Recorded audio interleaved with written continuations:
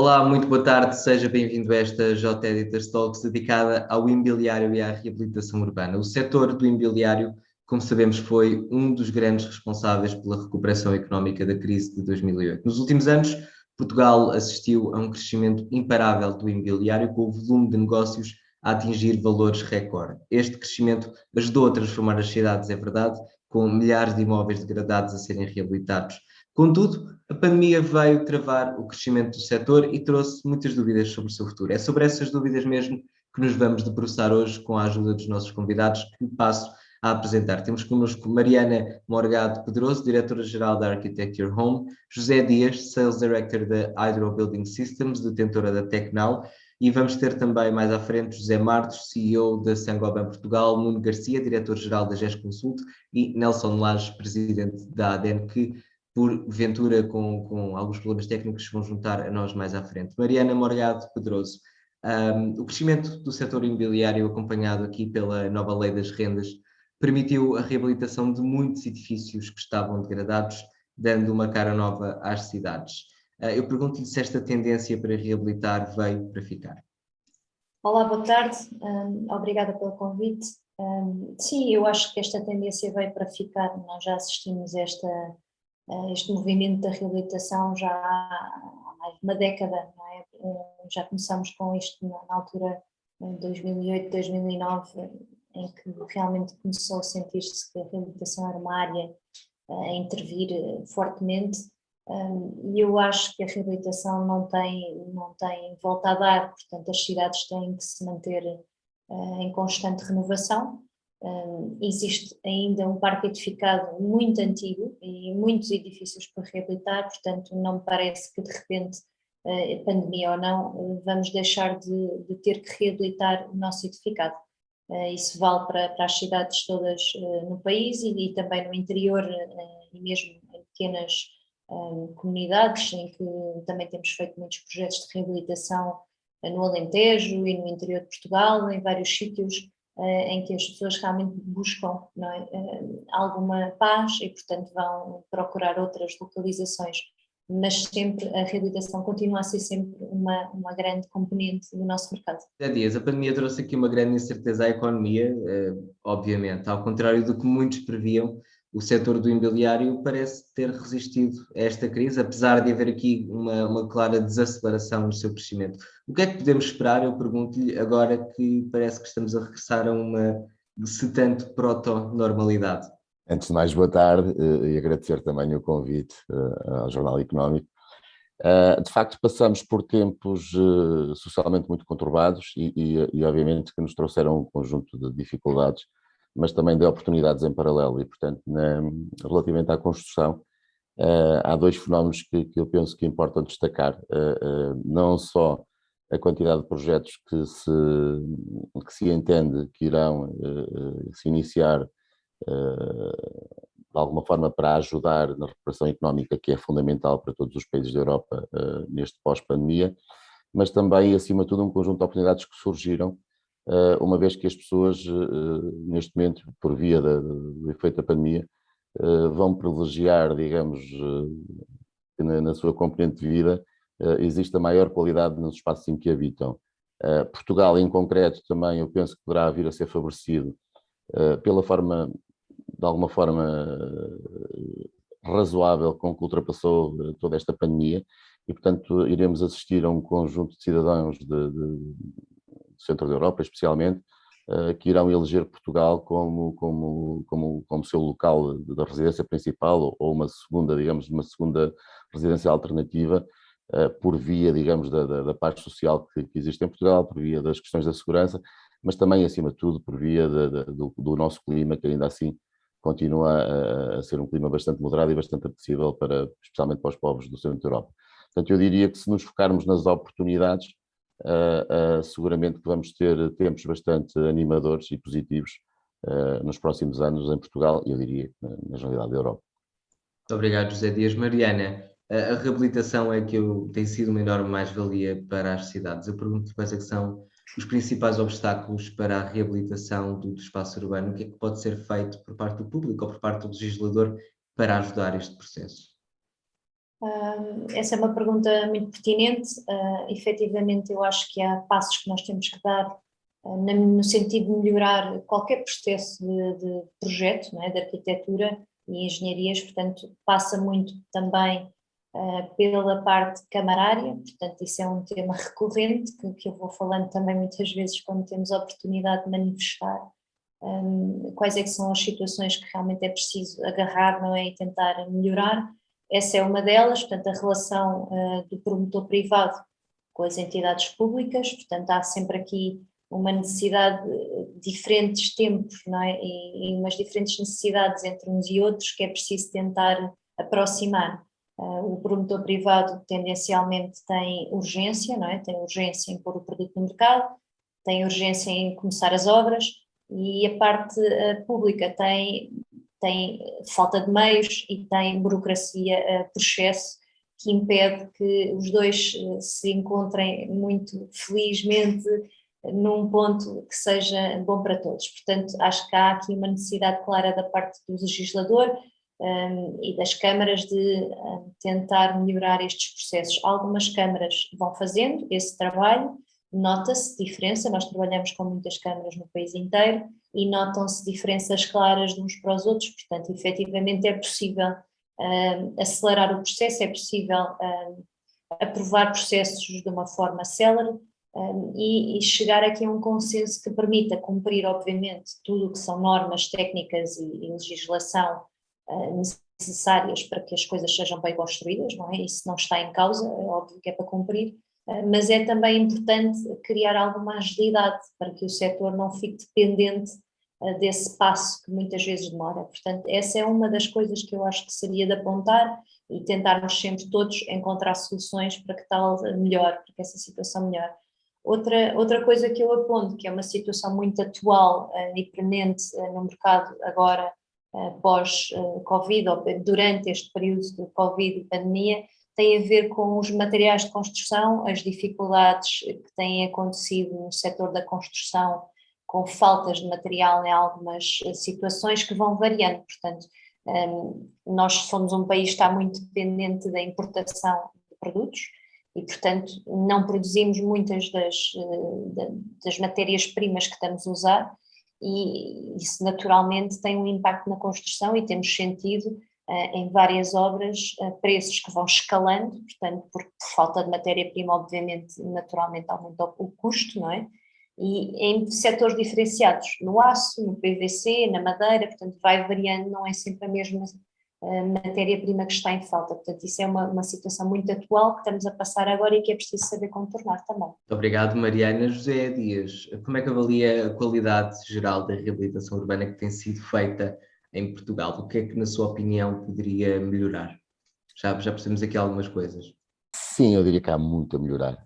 Ainda assim, vou-me abstrair um bocadinho do meu papel de gestor e vou fazer um comentário enquanto pai e cidadão. E, portanto, acho que há dois objetivos que têm que ser elencados e têm que estar, digamos, no foco principal destes processos de reabilitação. Um deles será a melhoria da qualidade de vida das pessoas, sem dúvida, e o outro será a sustentabilidade. Ou seja, de nada interessará estarmos a fazer um conjunto de alterações ou renovações se não tivermos subjacente uma lógica de sustentabilidade que permita que os meus filhos e que os meus netos, de alguma forma, venham a encontrar um mundo bastante melhor do que aqueles que nos foi deixado a nós. E, portanto, a esse nível, eu penso que há todo um processo que tem que ser encetado pelas autoridades políticas, que deverão não só anexar esse objetivo de melhorar a qualidade de vida das pessoas, que acho que é fundamental e ainda assim não está salvaguardada, mas pelo menos esse objetivo está comunicado, e o outro terá que ser necessariamente adicionar a todas estas questões um conjunto de garantias que nos garantam que essa reabilitação está a ser feita com o propósito de ser igualmente sustentável. Eu penso que nós em Portugal temos dois problemas de base. Um deles é um problema de formação, ou seja, acabamos por ter ligado à construção um conjunto de técnicos com muita capacidade no desenvolvimento dos projetos, mas depois somos deficitários num organismo ou num conjunto de pessoas que fiscalizem que o trabalho final está de acordo com aquilo que foi inicialmente projetado. E penso também que deveríamos contar com maior envolvimento. Nós temos departamentos de engenharia, o mais representativo é o NEC, que são altamente credíveis do ponto de vista dos conhecimentos que têm e na adição de conhecimentos que podem atribuir a estes processos, e, portanto, deveria, em minha opinião, existir um organismo independente e autónomo, digamos, com a colaboração de técnicos de vários institutos, nomeadamente o NEC e empresas tais como a nossa, que têm, digamos, algum conhecimento em produtos específicos, no sentido de haver uma legislação que seja condizente e que garanta que estes dois princípios estão salvaguardados.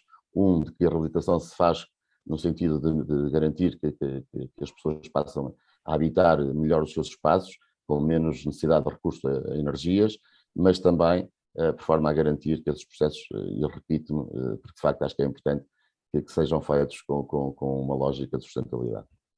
Muito obrigado, José Dias, e obrigado, Mariana Morgado Pedroso, pela vossa disponibilidade e por terem estado connosco.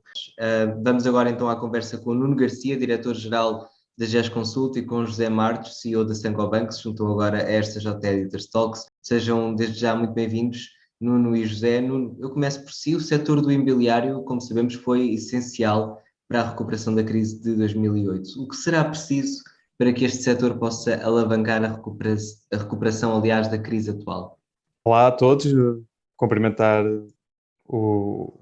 aqui esta iniciativa do Jornal Económico e a todos que participam nas talks e que realmente nos dão aqui um bocadinho o pulso ao que se vive na realidade. É verdade, o imobiliário e o setor da construção foram um pilar essencial na antiga crise, de 2011, e agora volta a ser um pilar estrutural e necessário para que a economia avance e que se mantenha.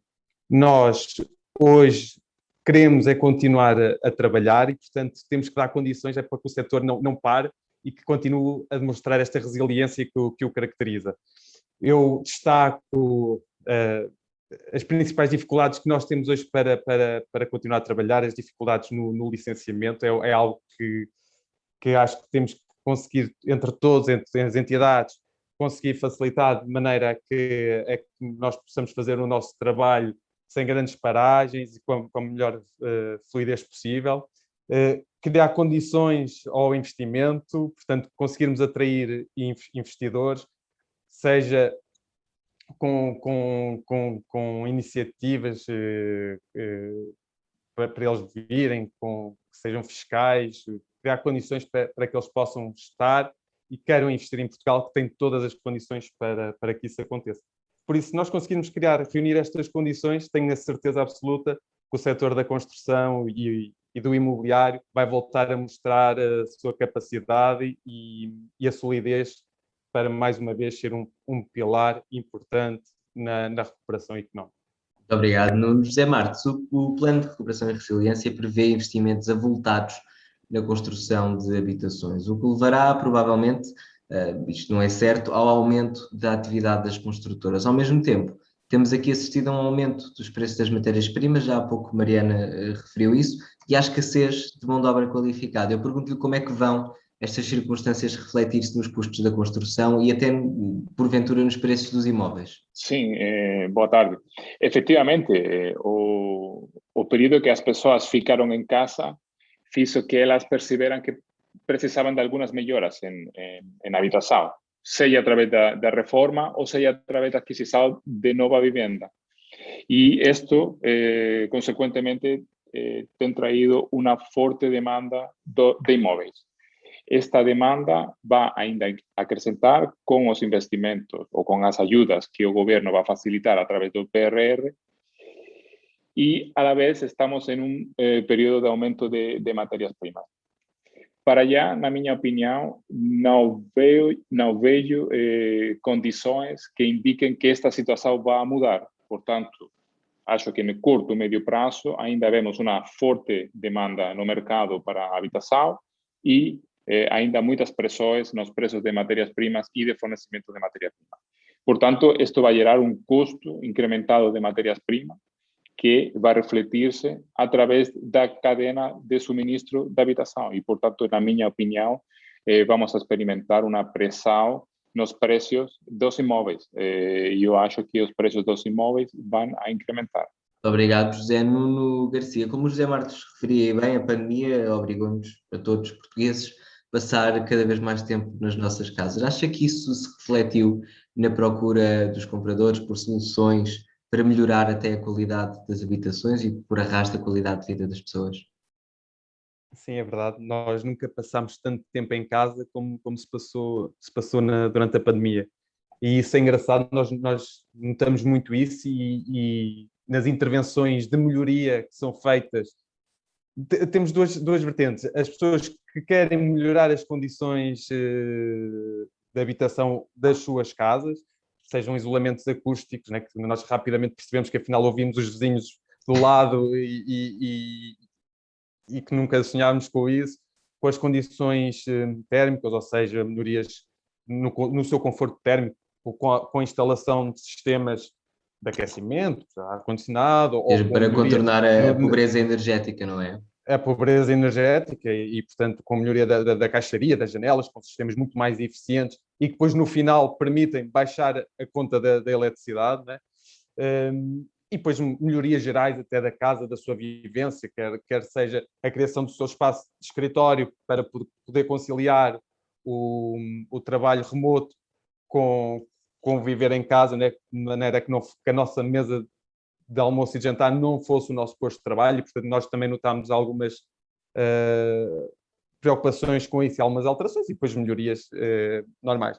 É também interessante perceber aqueles que vieram e que também viam Portugal como para viver, né? E, portanto, e descentralizar um bocadinho do grande centro urbano, e nós também notámos uma procura grande de áreas fora dos centros urbanos que criam condições de habitabilidade, de acesso a um espaço exterior e quase de uma exclusividade que é muito atrativa para certas pessoas, para certos investidores, e que também se descentralizaram de outros países da Europa e que vieram para Portugal e que encontraram em Portugal também um sítio bom para trabalhar e passar este tempo de pandemia. Muito obrigado, Nuno. José Marcos, a pandemia, como o Nuno referiu, alterou não só a nossa estadia e a nossa habitação, mas alterou muitos hábitos. E algumas dessas mudanças indicam-nos tudo que serão permanentes. Eu pergunto-lhe que impacto ou que reflexo é que vão ter estes novos hábitos da nossa vida diária e cotidiana na construção urbana? Sim, eu pessoalmente acho que vão a ir encaminhados em duas direções. Um é conforto e outro é sustentabilidade. Conforto em quanto a espaço, porque acho que as pessoas, muitos de nós vamos a teletrabalhar ao menos parte do nosso tempo, ou seja, precisamos de um espaço para poder trabalhar confortavelmente em casa. Acho que também há uma procura forte de áreas mais livres, com uma varanda, com um jardim, um pátio, de forma que podamos também ter algum tipo de mobilidade dentro das nossas habitações. E, por último, está o conforto térmico e acústico. E, efetivamente, o tema de poder ter umas condições de vivenda ótimas, tanto em inverno como em verão. E isto vai ir unido ao tema da sustentabilidade, porque ter este conforto térmico va lógicamente junto con un mayor desempeño energético de los edificios y con una pujanza energética. Y por tanto, esto solo puede ser feito a través de edificios más sustentables y más eficientes energéticamente. Por tanto, conforto e sustentabilidade acho que são duas tendências para o futuro. Muito obrigado, José Marcos, e obrigado também, Nuno Garcia, pela vossa disponibilidade em se juntarem a nós. Temos já connosco então Nelson Lares, presidente da ADN. Nelson, eu pergunto-lhe como é que avalia o impacto da fase pandémica nos processos de reabilitação urbana, nomeadamente nos processos de transição e eficiência energética. Foi esta crise um travão temporário ou apenas um recuo nas tendências que já observávamos? Bem, a pandemia de Covid-19 teve aqui impactos para os quais devemos olhar como alertas. Desde logo, a pandemia veio dizer-nos que devemos adotar uma vez por todas, um modo de vida muito mais sustentável, como, por exemplo, sempre que for possível, trocar as viagens de trabalho por reuniões online, evitando assim deslocações necessárias e consumos de recursos. Poupamos da carteira e a qualidade, obviamente, do ar melhora substancialmente. Sei que todos gostamos do cara a cara, por assim dizer, mas temos que fazer realmente aqui um esforço para evitar isso e para potenciar ao máximo as reuniões online. Depois, naquilo que é o setor da construção, vem mostrar que realmente é urgente olhar para os espaços que habitamos. Ao ficarmos confinados a 4 paredes, e já lá vai muito tempo, percebemos que muitas casas acabam por ser desconfortáveis, tanto ao nível da climatização como da iluminação. Algo que não tínhamos noção por passávamos pouco tempo, mas passámos a viver literalmente nas nossas casas e temos agora uma maior consciência sobre o nível de qualidade das mesmas. A pandemia veio assim dizer algo muito simples, que é: ou mudamos a nossa forma de estar e construímos edifícios ambientalmente mais eficientes e mais sustentáveis, ou o custo para mantê-los viáveis, ambientalmente confortáveis e economicamente viáveis será mesmo insuportável. Eu aqui evidenciaria que as preocupações ambientais passam pelo incremento da certificação energética e por soluções técnicas como o aquecimento e o arrefecimento dos edifícios, que respondem à mudança de paradigma que estamos a viver. Temos que também mudar radicalmente toda esta cultura baseada numa economia linear e passar para uma economia circular, uma economia que tenha por base a ideia da reciclagem do ciclo de vida total do edifício, desde a sua construção até à sua posterior reutilização com reaproveitamento dos resíduos ou dos materiais com que é feito. Mas aqui olhando para os números mais recentes, confirma-se que os efeitos negativos realmente desta pandemia na reabilitação urbana e também no imobiliário estão gradualmente a ser ultrapassados, e termino esta resposta dizendo que, segundo o último barómetro da Associação dos Industriais de Construção Civil e Obras Públicas, o índice que mede a evolução do nível de atividade registra uma taxa de crescimento de 7,2%. Quer isto dizer que a reabilitação mantém uma tendência de crescimento, uma recuperação cujos efeitos foram elevados.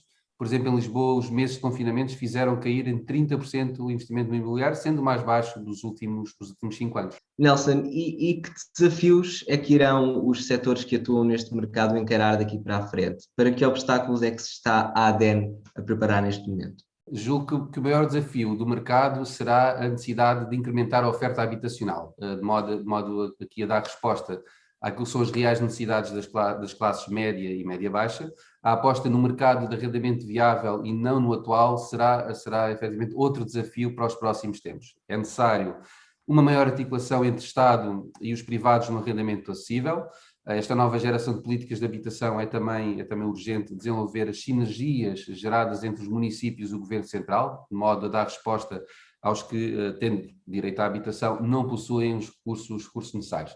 Eu estou otimista, e digo que estou otimista porque os sinais que vejo do Governo são realmente muito positivos. O PRR, o Plano de Recuperação e Resiliência, cujo objetivo é impulsionar a recuperação económica e social do país, tem como prioridades o direito à habitação, tem como prioridades o combate à pobreza.